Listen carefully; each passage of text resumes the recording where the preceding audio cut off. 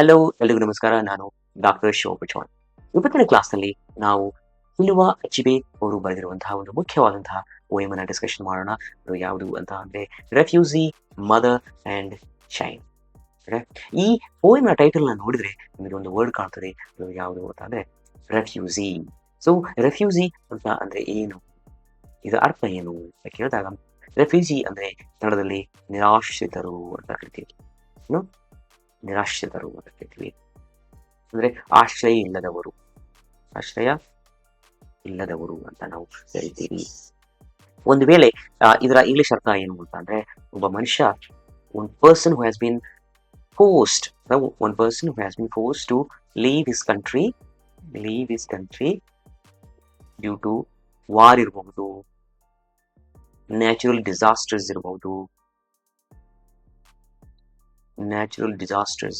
So ಇವುಗಳ ಕಾರಣದಿಂದ ಏನಾಗ್ತಾನೆ, ಒಬ್ಬ ಮನುಷ್ಯ ಪರ್ಸಿಕ್ಯೂಟೆಡ್ ಆಗ್ತಾನೆ, ನಿರಾಶ್ರಿತನಾಗ್ತಾನೆ ಅಂತವರನ್ನ ಏನಂತ ಕರಿತೀವಿ, ರೆಫ್ಯೂಸಿ ಅಂತ ಕರಿತೀವಿ. ಸೊ ಈ ಪೋಯಮ್ ಅಲ್ಲಿ ನಾವು ಯಾರ ಬಗ್ಗೆ ಡಿಸ್ಕಷನ್ ಮಾಡ್ತಿದೀವಿ ಅಂತ ಅಂದ್ರೆ, ರೆಫ್ಯೂಸಿ ಮದರ್, ಪರ್ಸಿಕ್ಯೂಟೆಡ್, ನಿರಾಶ್ರಿತ ಮದರ್, ತಾಯಿ ಮತ್ತು ನಿರಾಶ್ರಿತ ಒಬ್ಬ ಮಗುವಿನ ಬಗ್ಗೆ ಈ ಪೋಯಮ್ ಅಲ್ಲಿ ನಾವು ಡಿಸ್ಕಷನ್ ಮಾಡ್ತೀವಿ. ಸೊ ಈ ಪೋಯಮ್ ನ ಬ್ಯಾಕ್ಗ್ರೌಂಡ್ ಏನು ಅಂದ್ರೆ, ಬ್ಯಾಕ್ಗ್ರೌಂಡ್ ಅಂಡ್ ಕಂಟೆಕ್ಸ್ಟ್. ಈ ಪೋಯಮ್ ನ ಬ್ಯಾಕ್ಗ್ರೌಂಡ್ ಏನು ಅಂತ ಹೇಳಿದಾಗ, ಸೊ ಈ ಪೋಯಮ್ ಅನ್ನ ಚಿನುವ ಅಚಿಬೆ ಅವರು ಬರೆದಿರುವಂತದ್ದು ಯಾವಾಗ ಅಂತ ಅಂದ್ರೆ, ಯಾವಾಗ ಬಯಾಫ್ರನ್ ವಾರ್ ಅಂತ ಇರುತ್ತೆ. ಏನು ಬಯಾಫ್ರನ್ ವಾರ್ ಅಂತ ಹೇಳಿ 1967 ಇಂದ 1970 ಅದು ಆಗ್ತದೆ. ಎಲ್ಲಿ ಅಂತ ಅಂದ್ರೆ ನೈಜೀರಿಯಾದಲ್ಲಿ ಇರುತ್ತೆ. ಎಲ್ಲಿ ನೈಜೀರಿಯಾದಲ್ಲಿ ಒಂದು ಸಿವಿಲ್ ವಾರ್ ಆಗುತ್ತೆ. ಸಿವಿಲ್ ವಾರ್ ಅಂದ್ರೆ ಸೊ ಜನಗಳ ಮಧ್ಯೆ, ಒಂದು ದೇಶದಲ್ಲಿಯೇ ಅಲ್ಲೇ ಇರುವಂತಹ ಜನಗಳ ಮಧ್ಯೆ ಆಗುವಂತಹ ಒಂದು ಸಂಘರ್ಷ, ಒಂದು ಯುದ್ಧ ಅಥವಾ ಒಂದು ವಾರ್ ಅನ್ನ ನಾವು ಸಿವಿಲ್ ವಾರ್ ಅಂತ ಕರಿತೀವಿ. ಸೊ ಒಂದು ದೇಶದಲ್ಲಿ ಜನರ ಮಧ್ಯೆ ಆಗುವಂತಹ ವಾರ್ ನ ಸಿವಿಲ್ ವಾರ್ ಕರಿತೀವಿ. ಸೊ ಅಂತ ವಾರ್ ಆಯ್ತು ಯಾವಾಗ ಅಂತಂದ್ರೆ in the year 1967 and it went up to 1970 ವರೆಗೂ. ಸೊ ಈ ವಾರ್ ಅಲ್ಲಿ ಏನಾಗ್ತದೆ, ಇದು ಯಾರ ನಡುವೆ ಆಗ್ತದೆ ಅಂದ್ರೆ, Nigeria and the secessionist region of Biafra. ಇದು ಒಂದು ನೈಜೀರಿಯಾ ದೇಶ, ಅಂದ್ರೆ ನೈಜೀರಿಯಾ ಗವರ್ಮೆಂಟ್ ಅಂತ ಹೇಳ್ಬೋದು, ಸ್ಟೇಟ್ ಅಂತ ಹೇಳ್ಬೋದು, ಮತ್ತು ಅಲ್ಲಿ ಒಂದು ರೀಜನ್ ಇದೆ. ಆ ರೀಜನ್ ಹೆಸರು ಬಯಾಫ್ರಾ ಅಂತ ಹೇಳಿ. ಸೊ ಈ ಬಯಾಫ್ರನ್ ಪೀಪಲ್ ಏನ್ ಮಾಡ್ತಾ ಇದ್ದಾರೆ ಅಂದ್ರೆ, ಇವ್ರ ಮೇಲೆ ಜಾಸ್ತಿ ಎಕ್ಸ್ಪ್ಲಾಯಿಟೇಷನ್ ಆದ ಕೂಡಲೇ ಇವ್ರ ಮೇಲೆ ಬಹಳ ಎಕ್ಸ್ಪ್ಲೋಟೇಷನ್ ಆಗ್ತಿರ್ತವೆ. ಸೊ ಅದನ್ನ ವಿರೋಧ ಮಾಡಿ ಇವರು ಏನ್ ಮಾಡ್ತಾರೆ ಅಂದ್ರೆ, ಸ್ಟೇಟ್ ವಿರುದ್ಧ ವಾರ್ ಅನ್ನ ಡಿಕ್ಲೇರ್ ಮಾಡ್ತಾರೆ. ಸ್ಟೇಟ್ ಯಾವುದು, ನೈಜೀರಿಯಾ ವಿರುದ್ಧ ವಾರ್ ಅನ್ನ ಡಿಕ್ಲೇರ್ ಮಾಡ್ತಾರೆ. ಸೊ ಈ ವಾರ್ ಅಲ್ಲಿ, ಸಿವಿಲ್ ವಾರ್ ಅಲ್ಲಿ ಬಹಳಷ್ಟು ಪ್ರಾಣಹಾನಿ, ಬಹಳಷ್ಟು ವೆಲ್ತ್ ಎಲ್ಲ ಹಾಳಾಗ್ತದೆ ಇಲ್ಲಿ. ಸೊ ಇದು ಒಂದು ಸಿವಿಲ್ ವಾರ್ ಆಗುತ್ತೆ. ಸೊ ಇದ್ರ ಬಗ್ಗೆ ಮತ್ತೆ ನೋಡೋಣ. It emerged from ethnic tensions, political instability and struggles over power and resources, especially oil. So ಇಲ್ಲಿ ಈ ನೈಜೀರಿಯನ್ ಪ್ಲೇಸ್ ಅಲ್ಲಿ, ದಟ್ ಇಸ್ ಬಯಾಫ್ರಾ ಪ್ಲೇಸ್ ಅಲ್ಲಿ, ನೈಜೀರಿಯಾದಲ್ಲಿರುವಂತಹ ಬಯಾಫ್ರಾ ಪ್ಲೇಸ್ ಅಲ್ಲಿ ನಮಗೆ ಆಯಿಲ್ ಸಿಗುತ್ತೆ. ಸೊ ಆಯಿಲ್ ಸಲುವಾಗಿ ಇಲ್ಲಿ ಏನಾಗುತ್ತೆ, ಎಥನಿಕ್ ಟೆನ್ಷನ್ ಸ್ಟಾರ್ಟ್ ಆಗ್ತವೆ. ಎಥನಿಕ್ ಟೆನ್ಷನ್, ಜನಾಂಗೀಯ ಸಂಘರ್ಷ ಸ್ಟಾರ್ಟ್ ಆಗ್ಬಿಡುತ್ತೆ. ಅದಕ್ಕೆ ಅಲ್ಲಿ ಮತ್ತೆ ಆ ದೇಶದಲ್ಲಿ, ನೈಜೀರಿಯಾದಲ್ಲಿ ಪೊಲಿಟಿಕಲ್ ಇನ್ಸ್ಟೆಬಿಲಿಟಿ ಇರುತ್ತೆ. ಪೀಪಲ್ ಪೊಲಿಟಿಕಲಿ ಬಹಳ ವೀಕ್ ಇರ್ತದೆ. ಒಂದು ಸ್ಟೇಟ್ ಬಹಳ ಇಲ್ಲಿ ವೀಕ್ ಇರ್ತದೆ ಅನ್ನುವಂಥದ್ದು. And struggles over power and resources, ಹಾಗೇನೆ ಹೇಳಿದೆ. ಸೊ ಯಾತಕ್ಕೆ ಇವರು ಹೋರಾಡ್ತಾರೆ ಅಂದ್ರೆ, ಆಯಿಲ್ ಸಲುವಾಗಿ, ದಟ್ ಇಸ್ ಸ್ಪೆಷಲಿ ಆಯಿಲ್ ಸಲುವಾಗಿ ಇವರು ಅದ್ರ ಮೇಲೆ ಹಿಡಿದ ಸಾಧಿಸ್ಕೊಳ್ಳಿಕ್ಕೆ ಏನ್ ಮಾಡ್ತಾರೆ, ಇವರು ಯುದ್ಧವನ್ನು ಘೋಷಣೆ ಮಾಡ್ತಾರೆ. ಇದು ಒಂದು ಎಥನಿಕ್ ಟೆನ್ಷನ್ಸ್ ಅಲ್ಲಿ ಸ್ಟಾರ್ಟ್ ಆಗುತ್ತೆ. ಯಾರ ನಡುವೆ, ನೈಜೀರಿಯಾ ಮತ್ತು ಬಯಾಫ್ರನ್ ಪೀಪಲ್ ನಡುವೆ. Okay, the Igbo population of Biafra. So ಇಲ್ಲಿ ಬಯಾಫ್ರಾದಲ್ಲಿರುವಂತಹ ಒಂದು ಇದು ಪ್ಲೇಸು. ಈ ಪ್ಲೇಸ್ ಅಲ್ಲಿ ಇಗ್ಬೋ ಎಂಬ ಜನಾಂಗ ಅಲ್ಲಿ ವಾಸವಾಗ್ತಿರುತ್ತೆ. So Igbo population of Biafra suffered a large scale violence and displacement. So ಈ ಯುದ್ಧದಿಂದ ಏನಾಗ್ತದೆ, ಇಗ್ಬೋ ಪೀಪಲ್ ಏನಾಗ್ತಾರೆ, ಅವರಿಗೆ ಆ ಪ್ಲೇಸ್ ಇಂದ ಹೊರಗೆ ಹಾಕಿರ್ತಾರೆ. ಅದು ಅವರ ವಿರುದ್ಧ ವೈಲೆನ್ಸ್ ಆಗುತ್ತೆ. ಅವ್ರನ್ನ ಹೊಡೆಯೋದು, ಅವ್ರ ಮೇಲೆ ಶೋಷಣೆ ಮಾಡುವಂತಹ ಎಲ್ಲ ಕಾರ್ಯಗಳು ಅಲ್ಲಿ ನಡೀತಿರ್ತವೆ, ಮತ್ತು ಅವ್ರನ್ನ ಆ ಪ್ಲೇಸ್ ಇಂದ ಡಿಸ್ಪ್ಲೇಸ್ಮೆಂಟ್ ಮಾಡ್ಬಿಡ್ತಾರೆ. ಅಂದ್ರೆ ಆ ಬಯಾಫ್ರಾ ಎಂಬ ಪ್ಲೇಸ್ ಇಂದ ಅವರನ್ನ ಹೊರಗೆ ಹಾಕ್ಬಿಡ್ತಾರೆ. ಯಾರನ್ನ, ಈ ಇಗ್ಬೋ ಪೀಪಲ್ ಅನ್ನು, ಬಯಾಫ್ರಾದಲ್ಲಿ ಪೀಪಲ್ ಅನ್ನು. The war led to major humanitarian crisis with widespread famine and the deaths of nearly 1 to 2 million civilians, mostly children. So ಇಲ್ಲಿ ಏನಾಗುತ್ತೆ, ಇಲ್ಲಿ ಫ್ಯಾಮಿನ್ ಆಗುತ್ತೆ. ಇಲ್ಲಿ ಫ್ಯಾಮಿನ್ ಅಂತ ಹೇಳ್ಬೋದು. ಫ್ಯಾಮಿನ್ ಅಂದ್ರೆ ಒಂದು ಡಿಸಾಸ್ಟರ್ ಆಗುತ್ತೆ, ಹಸಿವಿನಿಂದ ಸಾಯುವಂತಹ ಪರಿಸ್ಥಿತಿ ಬರುತ್ತೆ. ನಂತರ ಎಷ್ಟು ಡೆತ್ ಆಗ್ತವೆ ಇಲ್ಲಿ ಅಂತ ವಾರಲ್ಲಿ 1 to 2 million, nearly 2 million people, ಅಂದ್ರೆ nearly 2 lakh people, I mean sorry 20 lakh people, 20 lakh people. ಅದರಲ್ಲಿ ಮೋಸ್ಟ್ಲಿ ಅಲ್ಲಿ ಯಾರಿರ್ತಾರೆ, ಸಾಯುವಂತವರು ಚಿಲ್ಡ್ರನ್ ಇರ್ತಾರೆ, ಮಕ್ಕಳೇ ಆ ಯುದ್ಧದಲ್ಲಿ ಸಾಯುವಂತಹ ಪರಿಸ್ಥಿತಿ ಇಲ್ಲಿ ನಮಗೆ ಕಾಣ್ತದೆ. ಸೊ ಈ ಕನ್ಫ್ಲಿಕ್ಟ್ ಅನ್ನ ನೋಡಿರುವಂತಹ ಯಾರು, ಚಿನುವಾ ಅಚಿಬೆ, ಅದರ ಮೇಲೆ ಪೋಯಮ್ ಬರೀತಾನೆ. The conflict ended in 1970. So ಈ ಒಂದು ವಾರ್, ಸಿವಿಲ್ ವಾರ್ ಯಾವಾಗ ಏನಾಗ್ತದೆ, 1970 ಏನಾಗ್ತದೆ. And writers like Chinua Achebe recorded its devastating human impact in literature. So ಲಿಟ್ರೇಚರ್ಲಿ ಈ ಒಂದು ಯುದ್ಧದ ಒಂದು ಸಿವಿಲ್ ವಾರ್ನ ಇಂಪ್ಯಾಕ್ಟ್ ಅನ್ನ ಅದು ಮಾಡಿರುವಂತಹ ಒಂದು ಕ್ರಿಯೇಟ್ ಮಾಡಿರುವಂತಹ ವೈಲೆನ್ಸ್ ಮತ್ತು ಡಿಸ್ಪ್ಲೇಸ್ಮೆಂಟ್ ಮತ್ತು ಸಾವುಗಳ ಬಗ್ಗೆ ಈ ವ್ಯಕ್ತಿ ಚಿನುವಾ ಅಚಿಬೆ ಇದರ ಬಗ್ಗೆ ಬರಿತಾನೆ ಪೋಯಮ್. ಸೊ ಇಲ್ಲಿ ನೋಡಬಹುದು, ಈ ಒಂದು ವಾರ್ ಆದಾಗ ಜನರು ನ್ಯೂಟ್ರಿಷನ್ ಇಲ್ಲದೆ ಮಾಲ್ ನ್ಯೂಟ್ರಿಷನ್ ಆಗ್ತಾರೆ. ಮಾಲ್ ನ್ಯೂಟ್ರಿಷನ್ ಈ ಹುಡುಗರು ನೋಡ್ಬೋದು ಹೇಗೆ ಅವುಗಳ ಮೇಲೆ ಬಾಡಿಯಲ್ಲಿ ನಮಗೆ ಬೋನ್ಸ್ಗಳು ಕಾಣ್ತಿರ್ತವೆ. Look at this, the children are seen symbolically, they are deprived of proper food, deprived of good health. So ಇವರಿಗೆ ಇಲ್ಲಿ ನೋಡ್ಬೋದು ನೀವು ಸ್ಟಾರ್ವೇಷನ್ ಅಂತ, ಹಸಿವಿನಿಂದ ಇವರು ಹೇಗೆ ಕಾಣ್ತಿದ್ದಾರೆ ಅನ್ನೋದು. So this is one image from it is a real image. It is not AI generated or somewhere which I have copied from somewhere. No, it is a real image of that particular time. Okay, so now ಈ poem ಅಲ್ಲಿ ಚಿನುವಾ Achebe ಏನ್ ಮಾಡ್ತಾನೆ ಅಂತಂದ್ರೆ, refugee camp ಇರುತ್ತೆ, ಒಂದು refugee camp ಅಲ್ಲಿ ಅಂದ್ರೆ ಈ ನಿರಾಶ್ರಿತನ ಅಲ್ಲಿ ಏನ್ ಹಾಕ್ತಾರೆ, ಎಲ್ಲರೂ ಅಲ್ಲಿ ಆ ಒಂದು ಪ್ಲೇಸ್ ಅಲ್ಲಿ ಹಾಕಿರ್ತಾರೆ. ಸೊ ಆ ಪ್ಲೇಸ್ ಅಲ್ಲಿ ಬಹಳ ಡಿಸ್ಟರ್ಬಿಂಗ್ ಸಿಚುವೇಶನ್ ಅಲ್ಲಿ ಈ ಜನರು ಬದುಕಿರ್ತಾರೆ. ಚಿಲ್ಡ್ರನ್ ಸಾಯ್ತಿರ್ತಾರೆ ಅಲ್ಲಿ ಹಸಿವಿನಿಂದ. ಮದರ್ಸ್ಗಳು, ತಾಯಂದಿರು ಕೂಡ ಅಲ್ಲಿ ತಮ್ಮ ಮಕ್ಕಳನ್ನು ನೋಡಕ್ಕಾಗದೆ, ಅವರಿಗೆ ಸರಿಯಾಗಿ ಊಟ ಕೊಡಕ್ಕಾಗದೆ ಅವರು ಕೂಡ ಅಳ್ತಿರ್ತಾರೆ. ಸೊ ಇಂಥ ಒಂದು ಸನ್ನಿವೇಶವನ್ನ ಒಂದು ಪೋಯಮ್ ಅಲ್ಲಿ ಹಿಡಿದು ಇಟ್ಕೊಳ್ಳುವಂತಹ ಸಾಮರ್ಥ್ಯ ಚಿನುವಾ ಅಚಿಬೆ ಅವರಿಗೆ ಇದೆ. ಸೊ ಆ ಒಂದು ಇಮೇಜ್ ಅನ್ನ, ಆ ಒಂದು ಸನ್ನಿವೇಶವನ್ನ ಒಂದು ಪೋಯಟ್ರಿಯಲ್ಲಿ ಪೋಯಮ್ ಅಲ್ಲಿ ಹಾಕುವಂತಹ ಅಬಿಲಿಟಿ ಚಿನುವಾ ಅಚಿಬೆ ಅವರಿಗಿದೆ. ಸೊ ಈ ಪೋಯಮ್ ನ ನಾವು ಈಗ ಡಿಸ್ಕಷನ್ ಮಾಡೋಣ.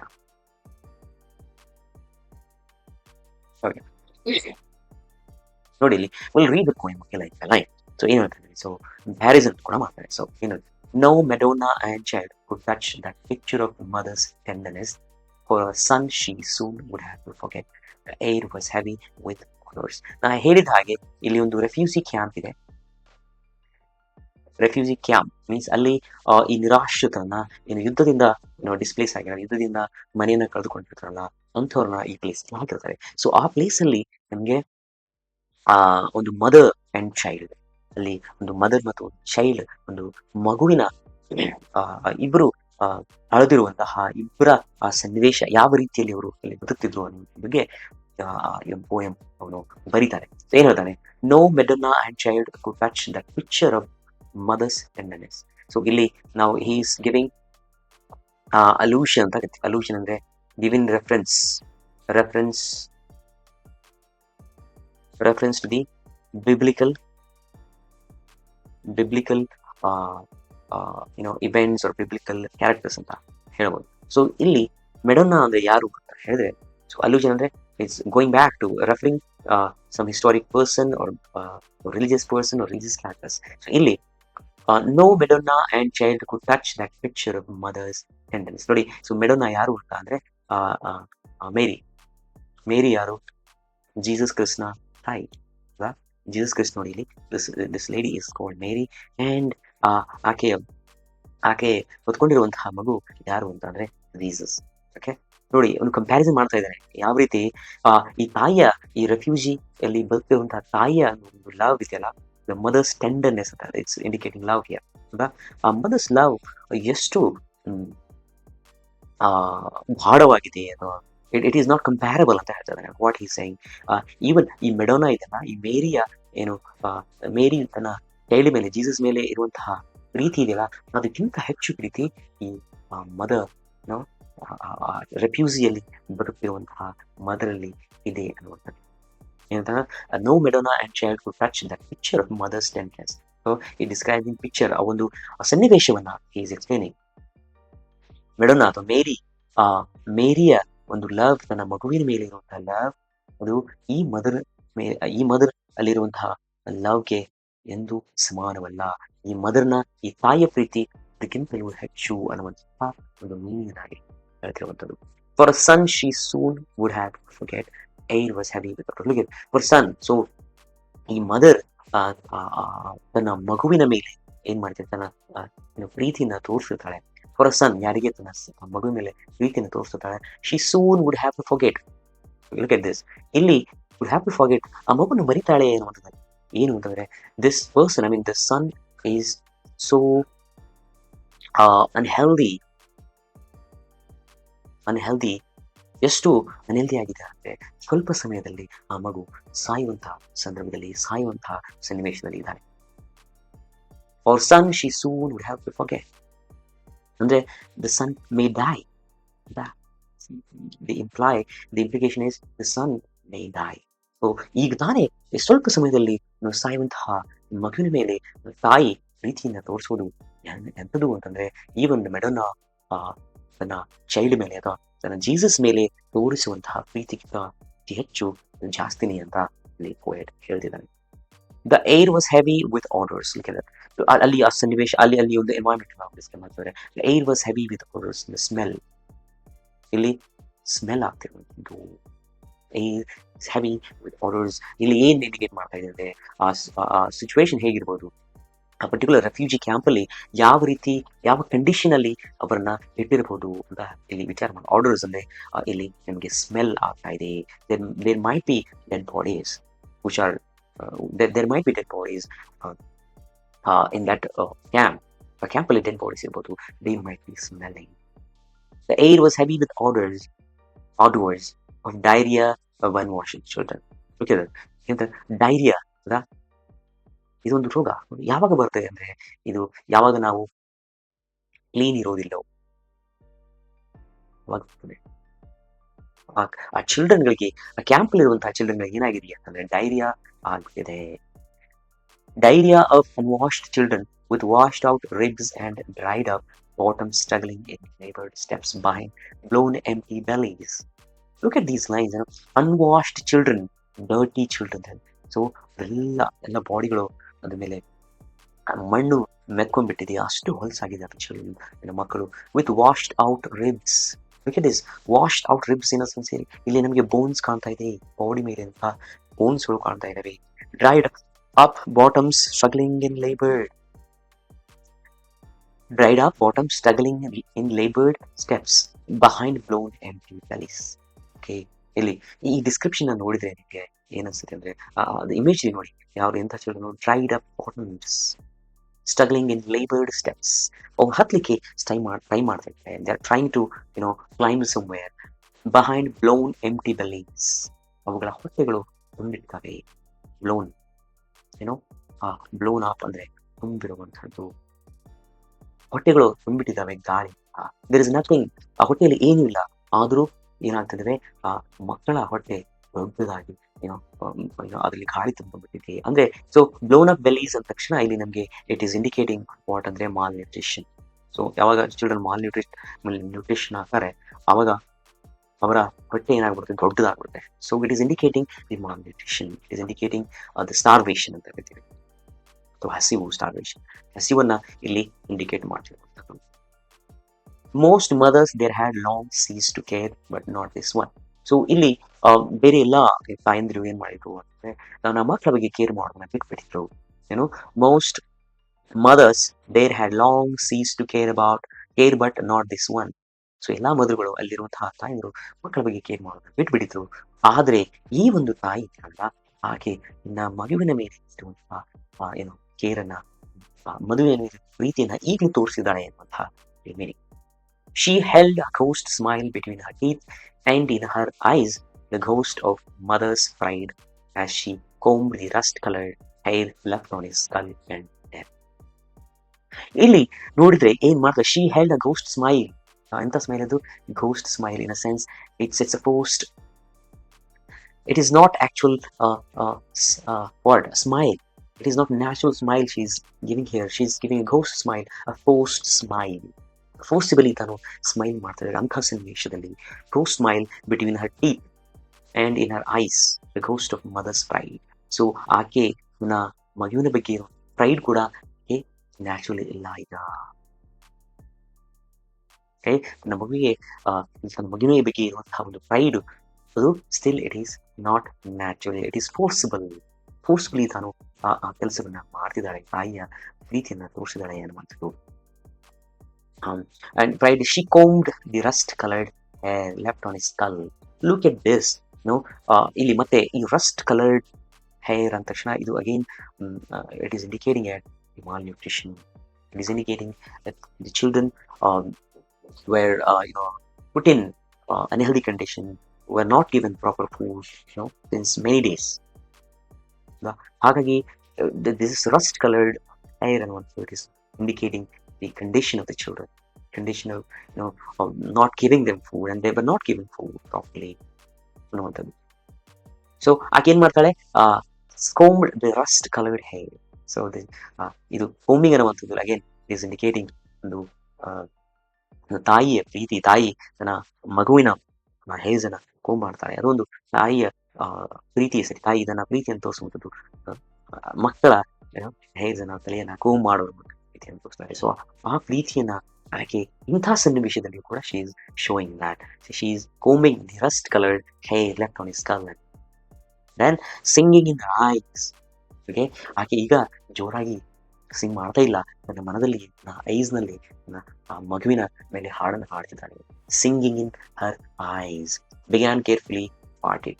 ಅಗೇನ್ ಏನ್ ಮಾಡ್ತಾಳೆ, ಕಲರ್ ಹೇರ್ಸ್ ಅನ್ನ, ರಸ್ಟ್ ಕಲರ್ಡ್ ಹೇರ್ಸ್ ಅನ್ನ she began to carefully part it ಅದನ್ನು ಬಿಡಿಸಲಿಕ್ಕೆ ಸ್ಟಾರ್ಟ್ ಮಾಡ್ತಾರೆ. In another life this would have been a little daily act of no consequence before his breakfast and school. So ಇಲ್ಲಿ now she's imagining ಇದೊಂದು ಈಗ ಈ ಪರಿಸ್ಥಿತಿಯಲ್ಲಿ ನನ್ನ child ಸಾಯುವಂತ ಪರಿಸ್ಥಿತಿ ಇದ್ದಾನೆ, ಆವಾಗಲೂ she's combing his hair. But ಇದು ಒಂದು ನಾರ್ಮಲ್ ಲೈಫ್ ನ ಕಂಪ್ಯಾರಿಸನ್ ಮಾಡಿದ್ರೆ ಏನಾಗ್ತಿತ್ತು, ಇನ್ ಅನದರ್ ಲೈಫ್ ಅಂದ್ರೆ it's life normal life, she is going back to the normal life. So normal life ಅಲ್ಲಿ ಏನಾಗ್ತಿತ್ತು, ಒಂದು ಚೈಲ್ಡ್ ಏನಾಗುತ್ತೆ, ಸ್ಕೂಲಿಗೆ ಹೋಗೋಕ್ಕಿಂತ ಮುಂಚೆ ಹಾಗೆ ಮಗುವಿನ ಹೇರ್ ಇಂಪ್ರೂವ್ ಮಾಡ್ತಿದ್ರು. ಬಟ್ ಇಲ್ಲಿ ಮಗು almost it has been starving since many days, and it is in the condition of in the condition of dying. It may die soon. So avaglu ake hair na go ಮಾಡ್ತಾ ಇದ್ದಾಳೆ. So in another life this would have been a little daily act of no consequence before his breakfast. So ಈ ರೀತಿಯಾದಂತಹ consequence ಇಲ್ಲಿ ಈ ರೀತಿಯಾದ death ಆಗುವಂತ ಮುಂಚೆನೆ ಮಗು ಎಷ್ಟು ಈ ತರ ಡೆತ್ ನಾನು ನಾರ್ಮಲ್ ಲೈಫ್ ಅಲ್ಲಿ ಕಾಣ್ತಿರ್ಲಿಲ್ಲ. ಏನಾಗ್ತಿತ್ತು, ಆ ಮಗುವಿನ ಹೇರ್ ಅನ್ನ ಕೋಮ್ ಮಾಡಿದ ತಕ್ಷಣ ಅವನು ಬ್ರೇಕ್ಫಾಸ್ಟ್ ಅನ್ನ ತಗೊಂಡು ಸ್ಕೂಲಿಗೆ ಹೋಗ್ಬಿಡ್ತಿದ್ದ ಅಂತ ನಾರ್ಮಲ್ ಲೈಫ್. ಸೊ ಇದನ್ನ ಕಾಂಟ್ರಾಸ್ಟಿಂಗ್ ಅಂತ ಕರಿತೀವಿ. There is a contrast. ಯಾವ ರೀತಿ ಕಾಂಟ್ರಾಸ್ಟ್ ಮಾಡ್ತಿದ್ದಾರೆ ಅಂತಂದ್ರೆ ಕಂಪ್ಯಾರಿಸನ್ ಬಿಟ್ಟು. ಸೊ ಈಗ ಕಂಡೀಷನ್ ಏನಿದೆ, the child is not able to go to school, the child is is being starved, ಹಸುವಿನ ಸಾಯ್ತಾ ಇದೆ. But at the same time ಏನ್ ಮಾಡ್ತಿದೆ ತಾಯಿ, ಆಕೆ ಆ ಮಗುವಿನ ಹೇರನ್ನ ಕೋಮ್ ಮಾಡ್ತಿತ್ತು. ಬಟ್ ನಾರ್ಮಲ್ ಲೈಫ್ ಅಲ್ಲಿ ಹೋದ್ರೆ ಏನಾಗ್ತಿತ್ತು, ಮಗು ಸ್ಕೂಲಿಗೆ ಹೋಗ್ತಿತ್ತು, ಬ್ರೇಕ್ಫಾಸ್ಟ್ ಮಾಡ್ತಿತ್ತು. ಬಿಫೋರ್ ದ್ಯಾಟ್ ತಾಯಿ ಆ ಮಗುವಿನ ಹೇರನ್ನ ಕೋಮ್ ಮಾಡ್ತಾ ಇತ್ತು ಅನ್ನೋದು. ಈಗ ನಾವ್ she did it like putting flowers on her time. Look at now he's coming back to the reality. ನಾವು ಏನಾಗಿದೆ ಅಂತಂದ್ರೆ she did it like putting flowers on tiny hay. So ಇಲ್ಲಿ she did it. ಸೊ ತನ್ನ ಮಗುವಿನ ಹೇರ್ನ ಕೋಮ್ ಮಾಡುವಂಥದ್ದು ಏನಿದೆ, combed the rust colored hair ಅನ್ನುವಂಥದ್ದು. So ಇವೆಲ್ಲವನ್ನು ನಾನು ಸಾಂಗ್ ಹಾಡೋದು, ಸಿಂಗಿಂಗ್ ಇನ್ ಐಸ್, ಇವೆಲ್ಲವೂ she did it like putting flowers on a tiny grave. ಇದರ ಅರ್ಥ ಆ ಮಗು ಸತ್ತಿತ್ತು, ಆವಾಗ ಆಕೆ ಏನ್ ಮಾಡ್ತಿದ್ದಾರೆ, ಸಾಂಗ್ ನ ಹಾಡ್ತಾ ಇದ್ದಾಳೆ. ಒಂದು ಲಾಸ್ಟ್ ರೈಟ್ ಅನ್ನ she's doing what we call funeral rites. She's conducting or ಆಕೆ ಫ್ಯೂನರಲ್ ರೈಟ್ಸ್ ಅನ್ನ ಮಾಡ್ತಿದ್ದಾಳೆ. ಸೊ ಇಲ್ಲಿ ಪರಿಸ್ಥಿತಿ she did it like putting flowers on tiny grave. Grave is again indicating, symbolizing the death.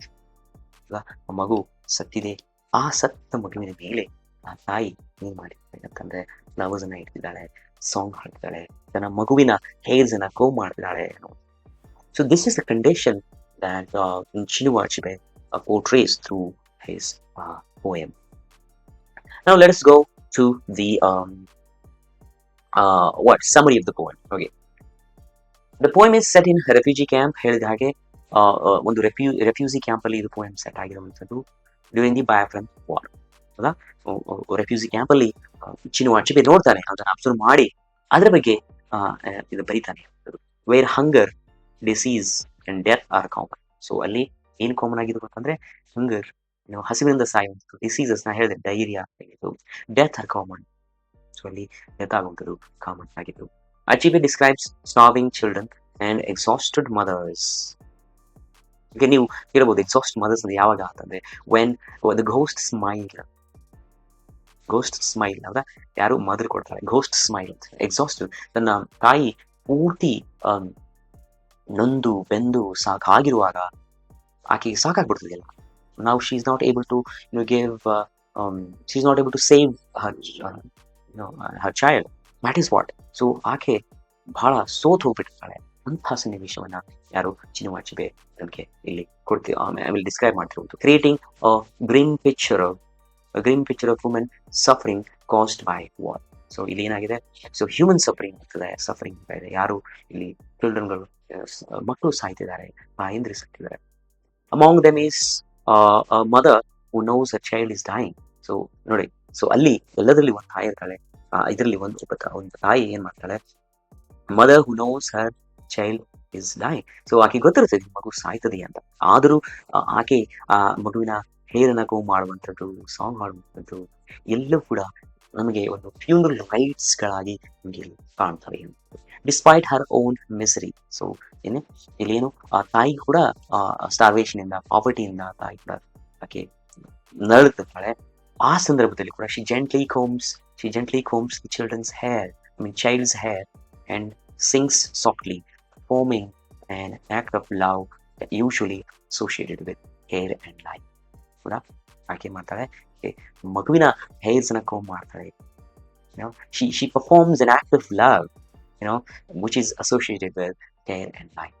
So this tender gesture, which resembles preparation for burial, highlights the tragic end of the situation. So of course ಆ ತಾಯಿ ಗೊತ್ತಿರ್ತದೆ ಈ ಮಗು ಸಾಯ್ತದೆ ಅಂತ. So ಇವೆಲ್ಲ ಏನು ಕೋಮ್ ಮಾಡುವಂಥದ್ದು, ಸಿಂಗಿಂಗ್ ಮಾಡುವಂಥದ್ದು ಎಲ್ಲವೂ ನಮಗೆ ಒಂದು ಗೆಸ್ಚರ್ ಆಗಿ ಕಾಣ್ತವೆ. ಎಂಥದ್ದು, ಯಾವ ಗೆಸ್ಚರ್ ಅಂದ್ರೆ ಒಂದು ಫ್ಯೂನರಲ್ ರೈಟ್ ನ ಗೆಸ್ಚರ್ಗಳಾಗಿ ನಮಗೆ ಯಾವ ಕಾಣ್ತವೆ. ಒಂದು ಫ್ಯೂನರಲ್ ರೈಟ್ ಮಾಡುವಾಗ ಯಾವ ರೀತಿ ತಾಯಿ ಸತ್ತ ಮಗನ ಮೇಲೆ ಸಾಕಾಗ್ತಾಳೆ, ಆ ಒಂದು ಬ್ರಿಯಲ್ ರೈಟ್ಸ್ ನಮಗೆ ರಿಮೆಂಬರ್ ಮಾಡ್ತದೆ. The poem ultimately shows that even in extreme suffering, maternal love and human dignity endure, standing as silent protest against the cruelty of war. So the poem ಅಲ್ಲಿ ಅಲ್ಟಿಮೇಟ್ಲಿ ಏನ್ ಕಾಣ್ತದೆ ಅಂತ ಅಂದ್ರೆ ತಾಯಿಯ ಪ್ರೀತಿ ಯಾವತ್ತೂ ಶಾಶ್ವತ, ಇಟರ್ನಲ್. ತಾಯಿಯ ಪ್ರೀತಿ ಯಾವಾಗ್ಲೂ ಇಟರ್ನಲ್ ಆಗಿರುತ್ತೆ. ಮಗು ಯಾವುದೇ ಕಂಡೀಷನ್ ಅಲ್ಲಿ ಇರಲಿ, ಆ ಮಗು ಯಾವುದೇ ಕಂಡೀಷನ್ ಇರಲಿ, ಆ ತಾಯಿಯ ಪ್ರೀತಿ ಮಾತ್ರ ಕಡಿಮೆ ಆಗೋದಿಲ್ಲ ಅನ್ನುವಂತಹ ಒಂದು ಸಂದೇಶವನ್ನು ನೀಡ್ತಾ ಇದೆ. At the same time silent protest against the cruelty of war. ಆ ತಾಯಿ ಒಂದು ಪ್ರೊಟೆಸ್ಟ್ ನ ಇಲ್ಲಿ ಸೈಲೆಂಟ್ ಪ್ರೊಟೆಸ್ಟ್ ನ ಮಾಡ್ತಾ ಇದ್ದಾರೆ against the cruelty of war. Now will look into the poetic style. So poem ಹೇಗಿದೆ ಅಂತಂದ್ರೆ it is very free verse ಅಂದ್ರೆ ಏನು, ಇಲ್ಲಿ ನಮ್ಗೆ ಏನ್ ಕಾಣೋದಿಲ್ಲ, ರೈಮಿಂಗ್ ಸ್ಕೀಮ್ ಕಾಣೋದಿಲ್ಲ. ಹಾಗಾಗಿ ಇದನ್ನ ಫ್ರೀ ವರ್ಸ್ ಪೋಯಮ್ ಅಂತ ಕರೀತೀವಿ. ಸಿಂಪಲ್ ಲ್ಯಾಂಗ್ವೇಜ್ ಇದೆ. Course the language simple, strong visual image ನೋಡ್ಬೋದು ನೀವು. ಎಂಥ ಇಮೇಜ್ ಅನ್ನ ಕ್ರಿಯೇಟ್ ಮಾಡ್ತಾನೆ. ತಾಯಿ ಮಗುವಿನ ಹೇರ್ಸ್ ಅನ್ನ ಕೋಮ್ ಮಾಡುವಂಥದ್ದು ಒಂದು, ಮತ್ತೆ ಹೇಳ್ತಾನೆ ನೋಡು ಡೈರಿಯಾ, ಅನ್ವಾಶ್ಡ್ ಬಾಡೀಸ್, ಇವೆಲ್ಲವೂ ಏನಾಗಿದೆ ಇಲ್ಲಿ ಒಂದು ಸ್ಟ್ರಾಂಗ್ ಆಗಿರುವಂತಹ ಇಮೇಜರಿಯನ್ನ, ಒಂದು ಇಮೇಜ್ ಅನ್ನ ಮೈಂಡ್ ಅಲ್ಲಿ ಪೋಯೆಟ್ ಕ್ರಿಯೇಟ್ ಮಾಡ್ತಿದ್ದಾನೆ through the descriptions, through the words. Minimal sentimentality ಇಲ್ಲಿ ಇರುವಂಥದ್ದು.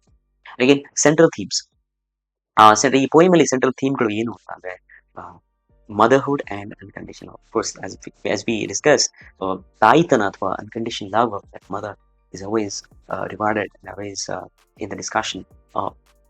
ಅಲ್ಲಿ ನೋಡಿ ಇದು ಒಂದು ಮೇಜರ್ ಥೀಮ್ ಅಲ್ಲಿ ಮದರ್ ಅನ್ಕಂಡೀಷನ್ ಲವ್.